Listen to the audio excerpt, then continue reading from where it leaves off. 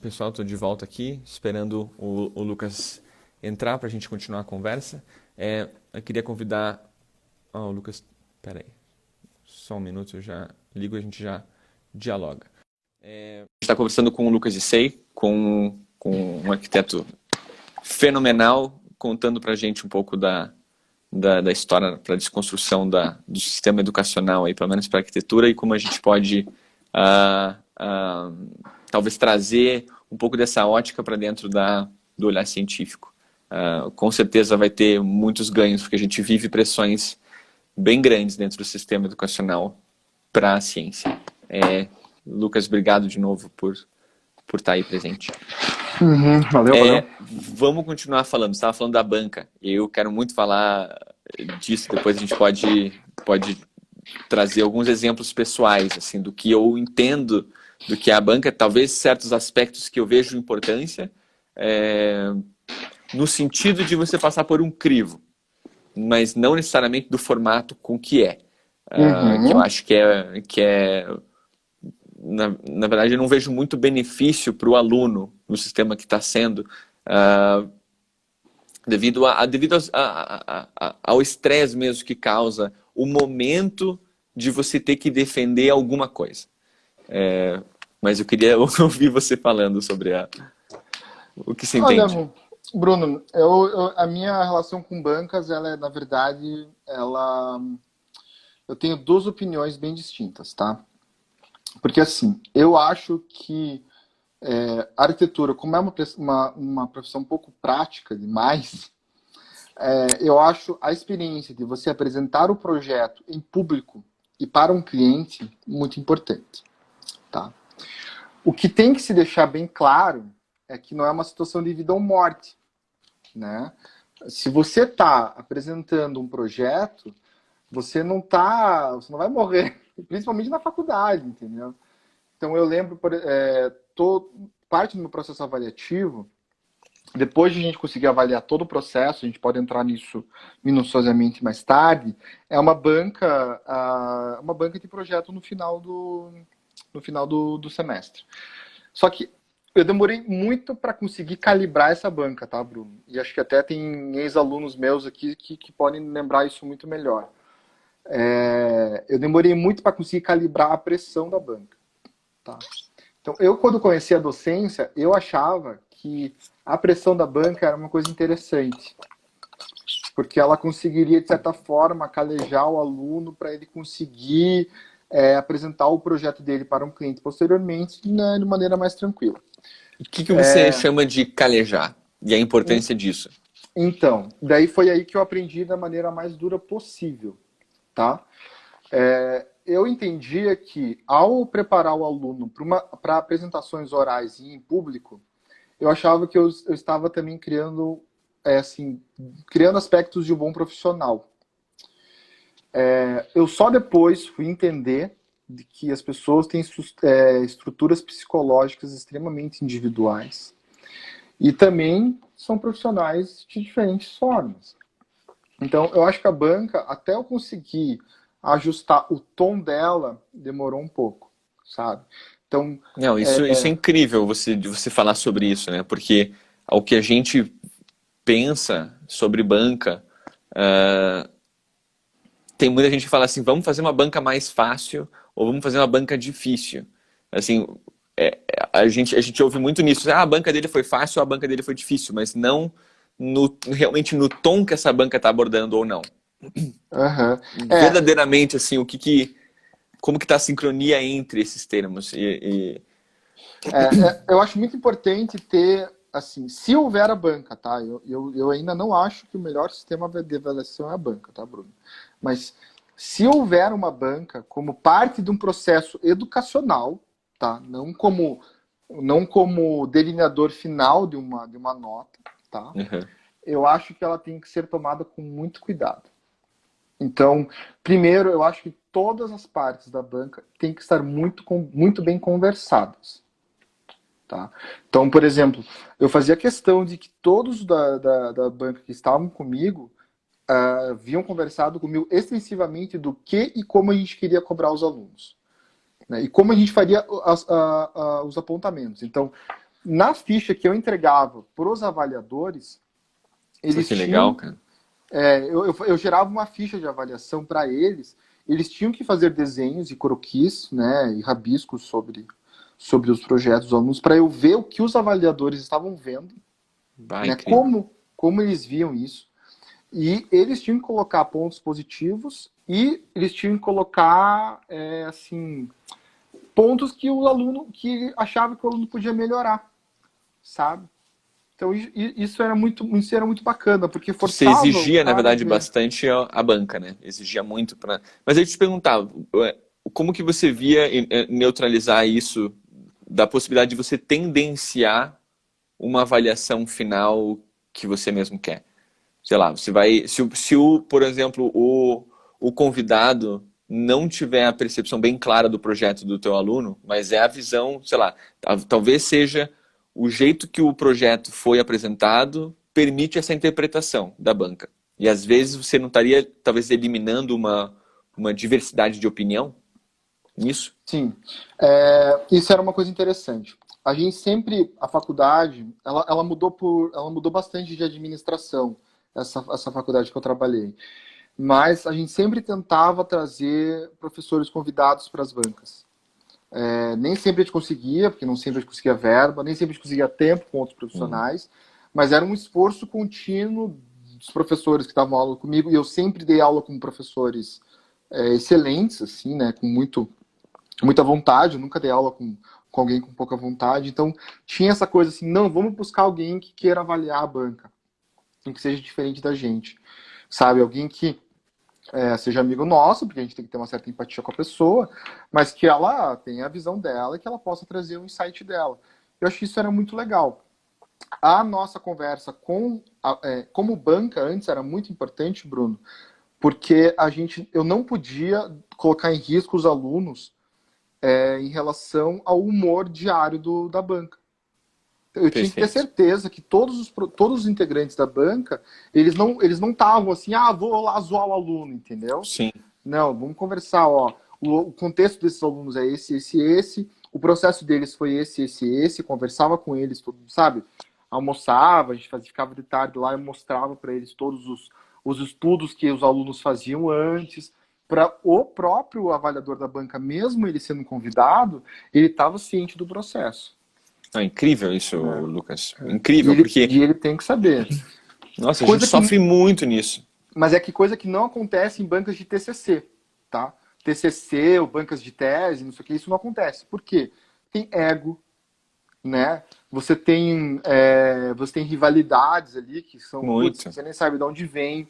E você tem um despreparo e um descaso muito grande. Isso acontece. E isso é uma coisa que eu defendi até o final e foi um dos motivos que eu também saí da instituição que eu estava antes. Que eles não queriam remunerar professores que estavam em banca. Tá? Esse foi um dos motivos que eu saí da instituição. Mas é porque se é colocado da forma clássica como é um assim, cara, você tá de passagem, avalia esse negócio aqui, pronto, acabou.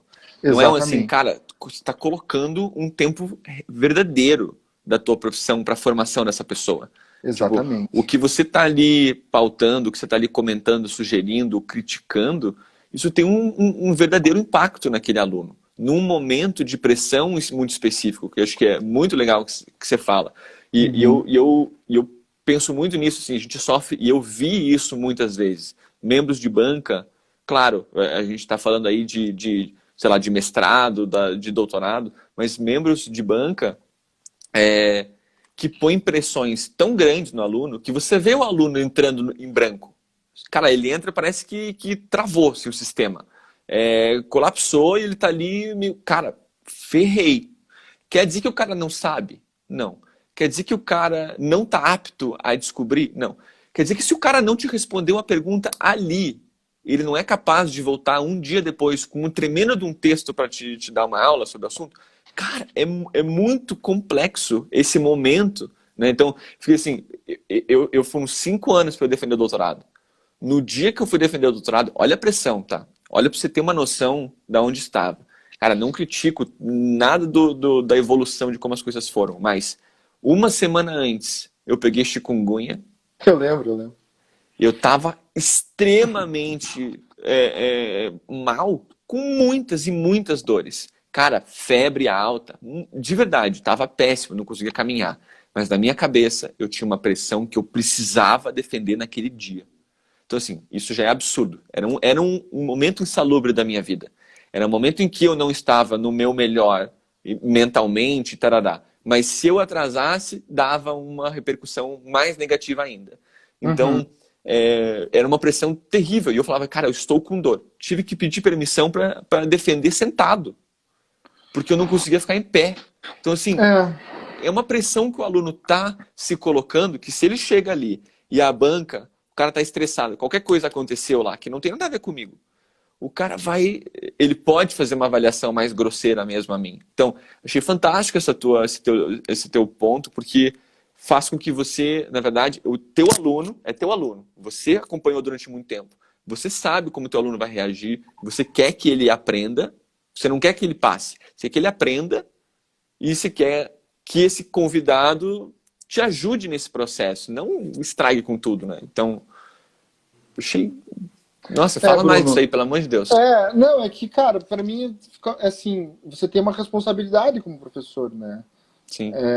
E você está sendo, teoricamente, assim, você está sendo pago para estar lá, né? Então, você está exercendo um trabalho, você está provendo um serviço. O serviço tem que ser bem feito. Se você, por exemplo, no seu caso, eu não acho que não é que devia ter sido postergado a tua entrega, mas os professores eles deveriam ter sido aptos e habilidosos o suficiente para conseguir extrair de você, naquele seu momento de fragilidade, o máximo de informações que ele conseguisse para poder te avaliar de maneira correta. Perfeito. Entendeu? Então, acho que esse tipo de olhar clínico que é importante na docência e que acaba se não tendo. Né? Acho que Não, e é existe um uma. afastamento, né, dessa visão de que, por exemplo, a faculdade ou a universidade, a pós-graduação, ainda faz parte de um sistema de educação. Não é uma empresa, não é algo de produtividade, é educação. Você está querendo formar pessoas, empoderar elas a ter liberdade de pensar. Então eu vejo a educação como isso, como se dá liberdade para que a pessoa possa realmente caminhar para onde ela quiser, com Uhum. propriedade. E a gente não vê isso, na verdade. Existe tem alguma coisa assim. Então, daí que eu acho importante, tá? Então a gente volta para a primeira coisa que você comentou comigo, a diferença entre o generalista e o especialista. Aí que tá a diferença para mim, tá, Bruno? Por que eu acho que a educação também tem que ser mais holística? Porque eu tenho que saber entender o que essa pessoa pode prover e o que essa pessoa pode prover.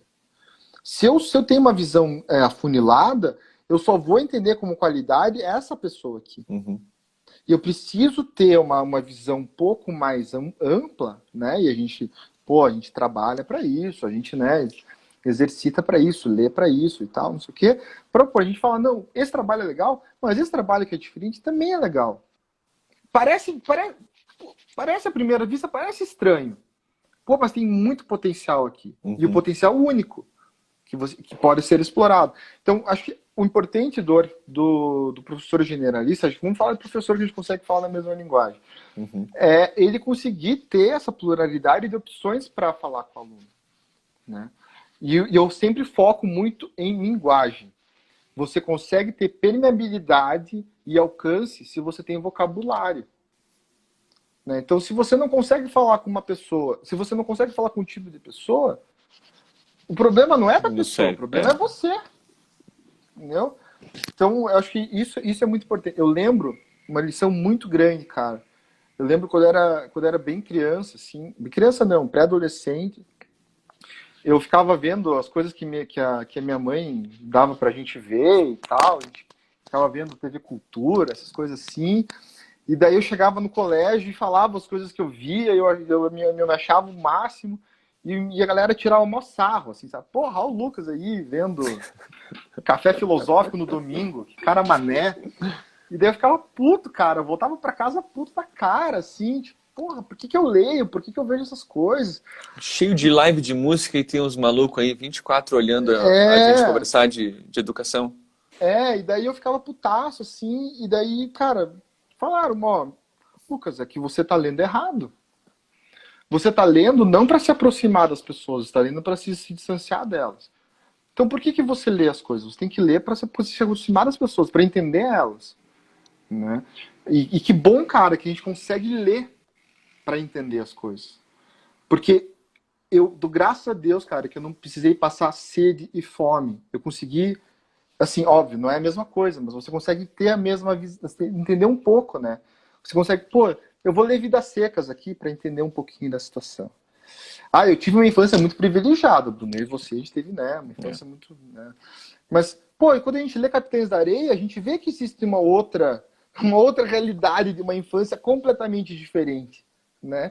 Então, é isso, sabe? E daí, quando eu vou conversar com um adulto que teve uma infância dos Capitães da Areia, eu não vou achar que esse cara é um obtuso. Claro. Não Eu entender a vou, não, realidade, né? Da onde é vem, uma, aonde vai. é uma outra realidade, é completamente diferente.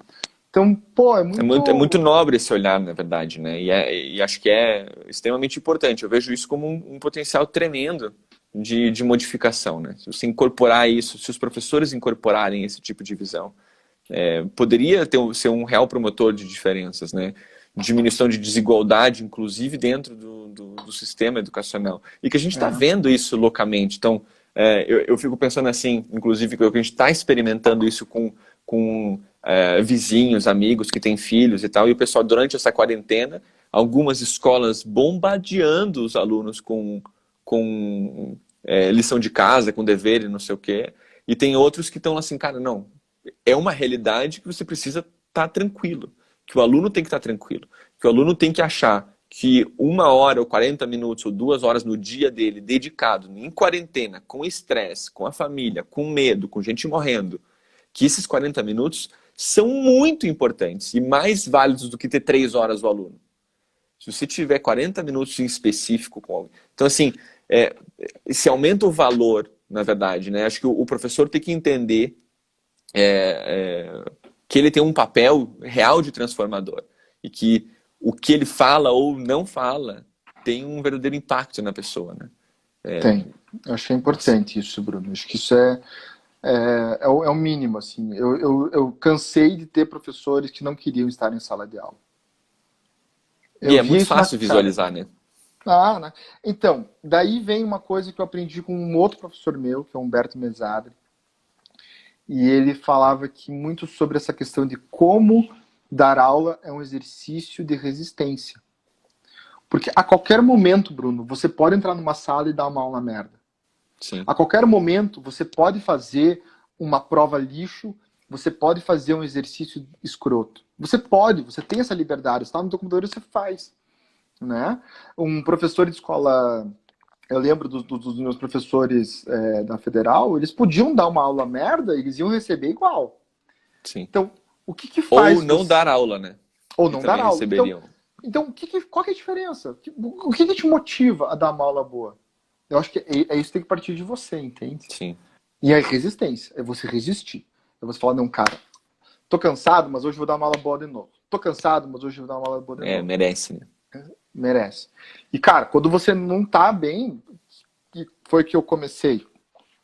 O cansaço para mim começou a acumular, porque Guarapuava é 4 horas de ônibus daqui, o ônibus lá só sai 2h30 da manhã e tal. E eu tenho meu escritório aqui em Curitiba. Isso começou a acumular. Daí eu comecei a ver, não, peraí. Não, então eu estou começando a ficar cansado. Eu preciso de férias da docência. Então eu vou pegar, vou me afastar dela. E daí depois Mas é eu a volto com super percepção força de novo. mais bonita, né? Quando você fala, cara, eu não estou apto. Ou apto. Eu não estou com a É, energia que eu queria estar para dedicar a essa atividade, que é muito importante e transformadora. cara, não é nem queria, que eu deveria estar, Deveria. entendeu? Eu Exato. deveria Exato. estar. Exato. Então, eu acho que isso é muito importante. Né? Então, a Monize está aqui, ela fala muito, que a Monize, cara, ela batalhou muito com a gente também, sabe? A gente via uma realidade em Guarapuava completamente diferente da minha e da dela. Né? As oportunidades de vida, o contexto era completamente diferente. Então a gente tinha que ter esse exercício de empatia. Isso me ensinou muito. Eu tenho certeza absoluta, Bruno. Eu falo isso com muita segurança. Eu aprendi muito mais com meus alunos do que eles aprenderam comigo. Porque o que eu ensinava para eles é uma matéria dada, assim, é uma coisa Sim. que é uma vida minha passada para eles. Mas a vida que cada um deles passou para mim, cara, é É muita muito coisa. É muita bonito isso. coisa. É muita coisa. Então, pô, contextos assim que eu nem imaginava, ou se eu imaginava, eu nunca sentia. Eu nunca olhava o aluno. Sabe, Bruno, assim, do aluno chegando correndo, porque saiu do pronto-socorro, porque trabalha como enfermeira, e tava lá e tava segurando o coração vivo. Mas, cara, era o sonho dela se formar em arquitetura. E ela tava lá e persistia e tal, não sei o quê. Sabe? Então, acho que Realidades esse. interessantes, né, cara? De você. Ah, tem que ser colocado. Eu fico chateado, assim, porque, bom, eu tive na oceanografia uma colega da minha sala que foi fazer oceanografia e nunca tinha visto mar antes. Então, assim, Sim. vem de realidades muito diferentes. Claro, eu surfava, eu queria ir fazer oceanografia porque eu tinha contato com o mar. A pessoa queria por um outro motivo. Então, assim, e nós dois na sala de aula tínhamos um comportamento completamente distinto. Ela terminou como Sim. o primeiro lugar da turma inteira. Então, assim, Aham. foi a primeira doutora da nossa sala. Então, pessoa excepcional, mas vinha de uma realidade completamente diferente. E Sim. que, bom, aí a gente via, claro, eu tive professores que tinham vontade de empoderar, e tinham professores que tinham vontade de avaliar. Então, fazia uma grande diferença. Você conseguia ver no olhar do cara. Eu tive um professor, cara, incrível dentro do doutorado, o Alex Prast. Cara, ele deu aula da graduação, mestrado e doutorado, todo mundo junto. Foi a primeira vez que eu vi isso. Eu falei assim, cara, por que você. Sabe, então eu já no doutorado e tinha colegas assim dessa disciplina que tinham 20 anos, que estavam assim no segundo ano da faculdade, e o cara tava lá sentado para ter a mesma disciplina. Eu fiquei, cara, o que ele vai falar que é possível que nós, de formações tão distintas, tenhamos o mesmo lugar para aprender? Então, achei incrível, assim, e o molde da disciplina foi fantástico, onde todos saímos de lá com a capacidade de desenvolver pesquisas e avançar no conhecimento por si. Então a gente, Uhum. ele não dizia assim, cara, ele não cobrava prova. Eu não acredito em prova. Eu acho que no meu olhar pessoal, não é possível que uma nota 9 diga o quanto o cara sabe, uma nota 10 Uhum. diga que o cara sabe, uma Aham. nota 5 fale que o cara não é apto o suficiente e tem que fazer ano que vem tudo de novo. Eu não gosto desse conceito e eu acho meio estranho, assim. É, mas, enfim, como você Sim, falou, o sim. MEC exige, É. tarará, né? Não, mas, Bruno, imagine, eu tinha lá com todo o meu sistema de tabelas no Excel e blá blá blá, e escrevia sobre isso, e teorizava, e conversava com todo mundo, criava o sistema de nota. Chegava o aluno desesperado ainda. Meu Deus, mas eu tirei tal nota e não sei o quê, que eu não sou um bom arquiteto. Eu falei, cara, isso é uma nota, velho. Sabe? Sai dessa. É de uma disciplina, de um semestre, da tua vida inteira. É uma É coisa. muito distante do que É você muito é, né? diferente. Tipo, cara, você passou por coisas diferentes, né? É um momento da sua vida. Nossa, imagine, essa nota nunca te define, nunca te definirá. Sabe? Eu sempre deixei isso muito claro para os alunos. Nota para mim, assim, por mais que eu tivesse um método que tentava me deixar um pouco mais aliviado mentalmente, assim, moralmente falando, né? Cara, nota, essas coisas, isso para mim era irrisório. E como Era que, uma. como que os alunos viram isso, essa modificação? Porque as outras disciplinas tinham outros métodos de avaliação. Cara, eu assim, ó, eu posso estar falando por eles, assim, né? Porque não sei exatamente o que eles sentiam. Eu acho que senti um pouco de confusão. O sistema de notas, eu confesso, ele não era a coisa mais simples de entender, não era somar 4 com 4 mais 2 de participação, era um pouco mais difícil, era um É pouco mais interessante, complexo. interessante que você estava me contando disso, né? Da intenção dessas equações, né? Tinha uma coisa um pouco mais diferente, mas eu senti assim, eu senti um pouco, eu senti assim, eu senti um pouco de pressão. Os alunos eles tinham uma pressão assim do tipo, professor que vem de fora, o professor que, sei lá, fica sério demais quando tá olhando. Não sei, assim, tinha uma certa pressão em relação a isso. Mas eu lembro que eles não discutiam muito sobre a nota, porque não era a nota que era importante. Isso que eu achava legal, sabe? Assim, eu lembro de pouquíssimos alunos querendo conversar comigo sobre nota. Eu lembro de muitos alunos querendo falar comigo sobre projeto. Que bom. Isso, Que você atingiu, né? Na verdade. esse para mim era o ponto principal. Acho que esse era o ponto principal, assim. Então, quando o aluno chegava para mim e ele não queria saber da nota, mas ele queria saber como ele podia melhorar o projeto dele, isso para mim era o essencial, assim. Nossa, achei Né? incrível. Então, A Muniz deu exemplo aqui, como ensinar um aluno a projetar um auditório quando ele nunca teve a oportunidade de ir ao cinema, por exemplo. teve uma situação que a gente estava Uau! fazendo uma maratona de projeto, e daí o projeto no auditório. E daí era um auditório de teatro também, era uma coisa para teatro, assim. E tinha, assim, metade das equipes nunca tinham ido ver uma peça de teatro. Para você ver, assim, como nós também, professores, estávamos despreparados para entender aquela realidade. Né? Então, E como não... melhorar isso? Como é que você vê isso?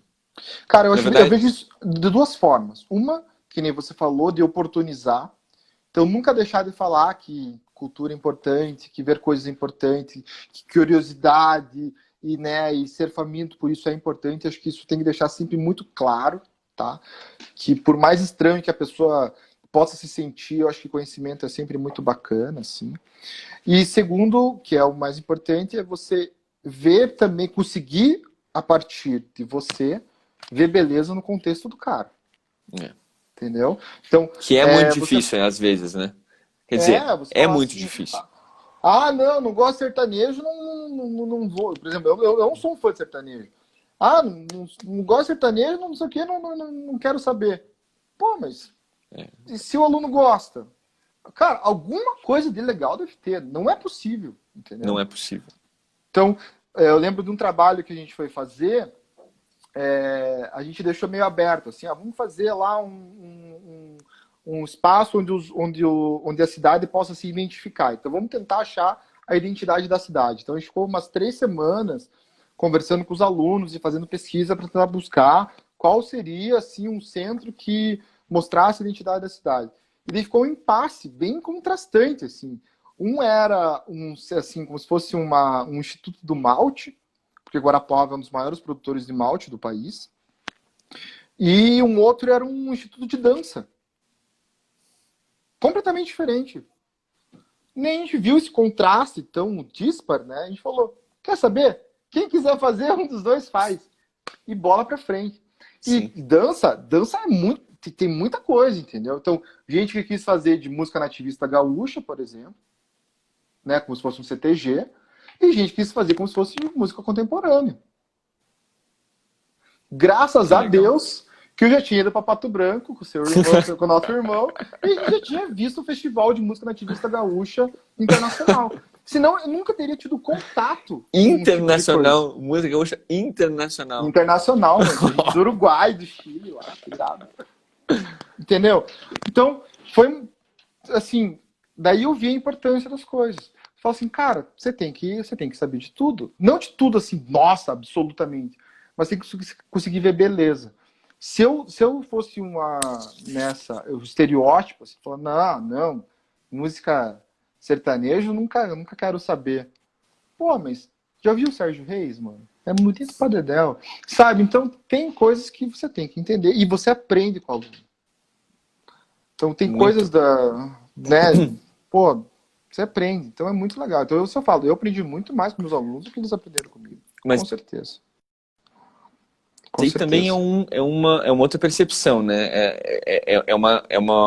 Uma desconstrução total da ideia de hierarquia, de você ter um professor para vários alunos. Se você aprende com o aluno, você tem mais um balanço diferente, né? Então, fico pensando muito assim, tem pequenas atitudes que eu gosto e quero e trago para essa discussão dentro de educação que está nisso, na postura, né? A postura que o professor tem frente porque o professor é o único que vai estar em pé, todo mundo vai estar sentado, então você já tem um alto de você tá observando o cara da razão ou o empoderado a dialogar sobre isso para os alunos. Já é uma percepção que eu vejo uma distância muito grande. Uhum. Então, assim, como que você olha isso? Assim, o que você busca desse olhar para esse novo curso aí de design que você está Uhum. trabalhando? Como é que você tenta exercitar isso e ainda frente a esse método que você criou aí de análise continuada, é, como que isso, como que isso é transformado para um curso de especialização, por exemplo?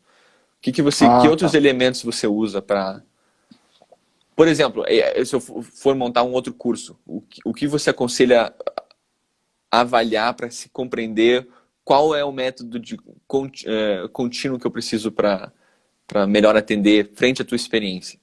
Tá.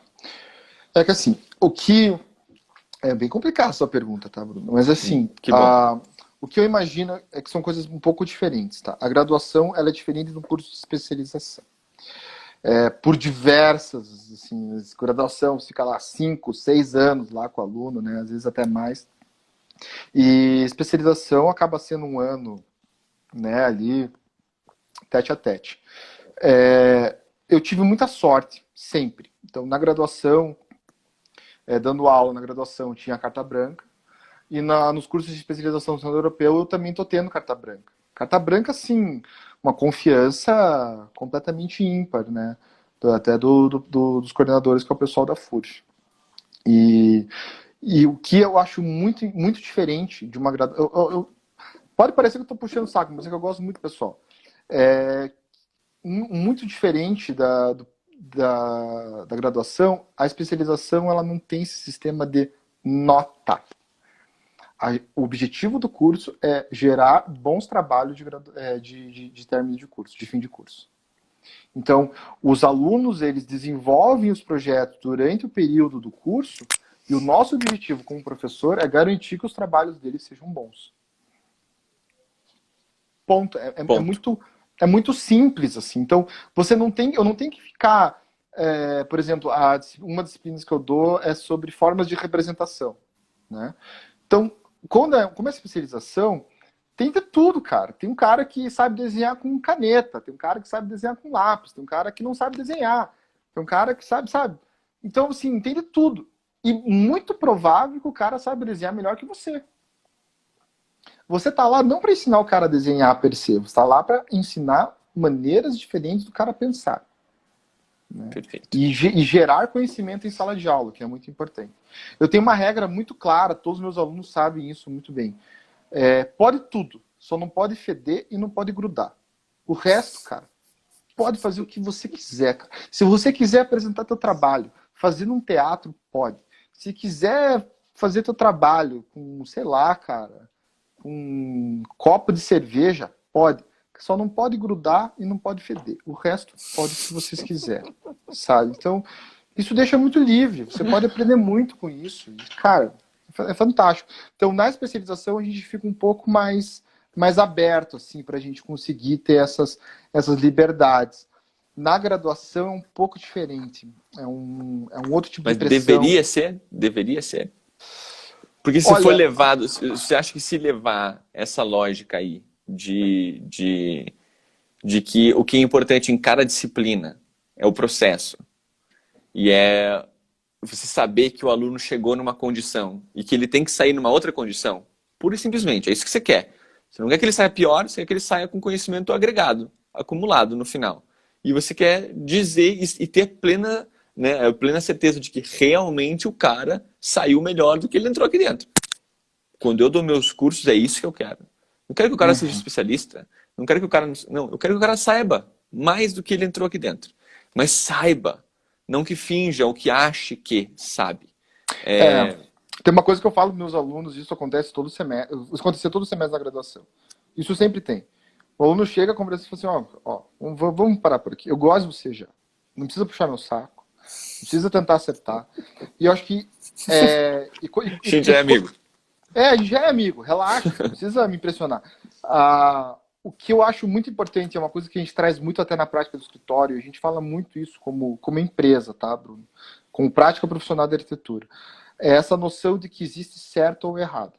Talvez para a ciência seja um pouco maluco Não, essa aí noção. não, pior que não, a gente está falando Mas, no mesmo, assim. Não mas para existe. nós, essa noção de que existe certo ou errado, ela é esmagadora. Eu falo muito do pertinente. Tá? Então, o que é o pertinente para aquela situação? Isso requer juízo, isso requer postura, isso requer conteúdo e vocabulário para você conseguir lidar de maneira extremamente específica. Então, na faculdade, nas escolas, a gente não, isso é certo, isso é errado. Né? Certo é você fazer isso aqui, errado é você fazer aquilo ali. Pô, mas daí você não. Daí quando aparece uma coisa que, né, herege, pagã, você fecha o olho para aquilo e não consegue entender. Né? E também acontece o contrário. Quando você vê uma coisa que, de certa forma, todo mundo fala para você que é o certo e você agarra aquilo, você não sabe nem o problema que está entrando. Então, nem a escolha que você está fazendo, porque alguém fez essa escolha para você. Então, acho que essa noção do certo e errado é muito aprisionadora. E o professor ele tem que ter vocabulário e visão para conseguir entender isso do aluno dele. Né? Então, por exemplo, eu tinha um aluno que eu gosto muito de lembrar, assim, porque ele era um aluno extremamente simples, mas altamente genial. E o sonho dele era fazer arquitetura, ele se formou até já, e ele, na época, ele era ajudante de pedreiros. Então, ele não era alguém assim, nossa, não, estou fazendo porque meu pai mandou. Não, mano, ele era pedreiro, ele tinha as contas para pagar dele, ele ainda pagava a faculdade, que ia lá de noite e fazia, cara, e o bicho era bom, velho. Só que tinha uma série de coisas que quando você olha à primeira vista, você assim, né, Ia ficar meio... Então, pô, ele era um cara assim, mais chucrão, né, assim, falava do jeito mais engraçado e tal. E, cara, eu lembro dele, ele fez um trabalho, a gente estava, se não me engano, no terceiro período da arquitetura, ou quarto período, ele fez um trabalho com qualidades estruturais arcadas, com arcos de concreto e arcos invertidos, uma coisa assim que eu nunca tinha visto na vida. Eu nunca tinha visto aquilo. E o cara fez assim numa simplicidade gigantesca. 2 anos depois, eu vi na página do Instagram da aula da Escola de Design de Harvard o mesmo design. Caramba. 2 anos depois. Numa Ivy League dos Estados Unidos. Eu fui procurar o aluno depois e falei, ó, isso aqui, ó, Harvard. E você fez melhor que esse aluno. Porque ele só usou o arco desse jeito, você usou do outro jeito, do outro jeito, do outro jeito. Que massa. Entendeu? E, cara, eu nunca tinha visto. Nunca tinha visto. Cara, eu fico pensando na quantidade de pessoas que tem essa possibilidade, tem essa genialidade, e que passam como pelo método cruel e sistêmico aí. Cara, eu acho isso muito cruel. Chega a ser perturbador, assim, porque quando eu estava já aí no doutorado, eu tive contato com uma psicóloga que ela é uma das grandes especialistas em altas habilidades, em crianças com altas habilidades, e ela trabalha muito com inclusão social dentro das escolas e universidades. E ela fala que tem muito adulto com altas habilidades sem saber. Então, e ela trouxe vários exemplos, assim, quando a gente estava conversando, de pessoas do interior e pessoas de favelas, que é a realidade muito do Rio de Janeiro, geniais, realmente geniais, e que a escola via, por conta dos métodos clássicos, sempre tirava notas baixas, prova a pessoa não sabia fazer. Na verdade, o conceito de prova, do cara sentar com o lápis e responder pergunta, para o aluno era ridículo. E ele não fazia aquilo. Ou quando fazia, tirava sarro. Então, assim, o cara não se formou na escola e aí teve um outro destino da vida por conta dessa genialidade que impedia ele de responder 5 questões. Então, assim, existe isso. E a perda que nós temos tecnológica, a perda que nós temos em todos os quesitos. Então, o potencial de inovação que a gente teria com pessoas que têm essa visão, que têm essa sensibilidade dentro da academia clássica, de qualquer outro curso, é uma perda muito, Uhum. muito grande, assim, a gente enxerga isso demais, né? É, Eu, acho que o professor acaba tendo isso mesmo, Bruno. Ele consegue, se ele tem consciência, ele consegue ver o que ele está fazendo a sociedade perder. Se ele percebe, tem consciência. percebe. Uhum. Com certeza. Com certeza. Mas aí Eu sou. como que você, que você aconselha, assim, quando você, eu fico imaginando, vamos pensar, montar um curso novo, vamos botar esse teu método aí em prática. Aí tivemos lá 20 alunos. O que você aconselha o cara a fazer primeiro? Se Para conhecer conhecer. os alunos, assim, do jeito que você comentou, que elementos você achou importante do aluno, que você queria conhecer do aluno, para você poder fazer essa avaliação mais certa? Ó, Bruno, eu não gosto de parecer que eu tô fazendo propaganda, tá? Mas cara, uma coisa que eu gostei muito no curso do Centro Europeu que os meninos da FURV montaram foi o fato de ter um professor de antropologia, o Henrique, No Temascal, que até o Rodrigo falou. que ele fez os alunos ele fez os alunos olharem para eles mesmos antes, para depois produzir conteúdo para fora. Isso Diferença enorme. daí, isso daí mata a pau, né? Isso daí não tem. Isso daí, assim, isso foi de uma maturidade e sabedoria gigantesca dos envolvidos, assim, porque isso muda o curso completamente. Então, é, não chega a ser assim, né, aquela coisa. Não necessariamente todo o processo de catarse ele precisa ser tão assim, selvagem quanto o Temascal é. Mas o fato de você conseguir falar para o aluno, olha, olhe para você mesmo antes. E olhe para as coisas boas e ruins também. Que daí você vai conseguir produzir um conteúdo individual, assim, extremamente único. Isso é muito importante. Sim. Isso é essencial. Então, você fala como começaria um curso, eu começaria por aí. Aqueles 5 primeiros minutos, desculpa, aqueles 15 primeiros minutos que todo professor em sala de aula perde em toda a primeira aula, que é o professor falando, que é o aluno falando o nome dele, da onde ele vem, a idade, cara, esquece, entendeu?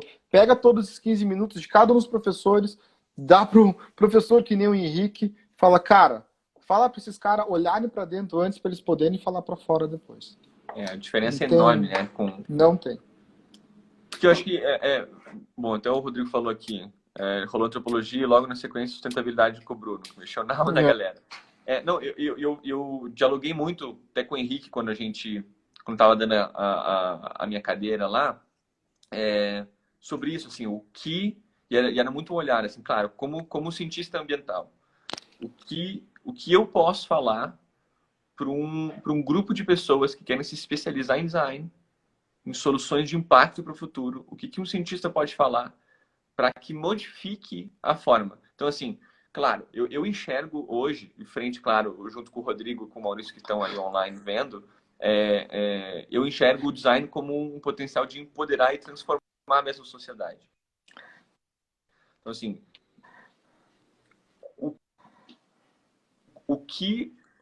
qual o tipo de conhecimento que eu posso oferecer para esses futuros transformadores aí, trago na sua bagagem. Então, claro, vamos falar de sustentabilidade, que até o Rodrigo comentou ali. A ideia é então, os produtos de design vão ser usados com matéria-prima que não é tão cenário. Amanhã o cara vai estar no Japão e o mesmo produto que é sustentável aqui não é sustentável lá. Então, a ideia era muito assim, vamos permitir com que o aluno, ou não, o quão difícil é você estar de impactar frente às suas atividades, e uma vez que você está ciente disso, qual escolha você... Então, a ideia era realmente empoderar. Então, hoje o aluno sabe qual é o tipo da pesquisa que ele tem que fazer para que ele obtenha qual o produto é o mais sustentável para ele na realidade onde ele está. Amanhã, onde ele vai para um outro lugar, ele vai utilizar o mesmo pensar, a mesma estratégia de pensar para que ele chegue na mesma estratégia. Então, a ideia foi tentar realmente empoderar os alunos para que todos os dias eles consigam ser mais sustentáveis. Então, foi uma... Eu poderia cobrar uma prova e dizer se é sustentável ou não, se não for, tá zero. Mas não é essa. E como é um potencial transformador, quer dizer que se eu com que o aluno saia da disciplina querendo impactar menos do que ele impactou ontem, todo mundo ganha. Então foi muito um diálogo com o Henrique. Ele falou assim, cara, a realidade hoje, a pessoa não pensa nisso. Então a gente tem que fazer com que o ser ele tem que valorar o ambiente, ele tem que impactar menos, ele tem que consumir menos, ele tem que os produtos dele valor agregado, esse tipo de coisa. Então eu achei que cara, é fantástico esse tipo de visão. Realmente deu muita liberdade quando eu participei lá, e é algo que eu trago para mim. Então assim, um conceito de como melhor empoderar as pessoas com quem eu estou dialogando. E a Infinity Talks é muito isso. Então, assim, a Infinity Talks ela entra como um conceito de permitir que profissionais de áreas distintas consigam ver dois profissionais dialogando. Cara, não tem roteiro.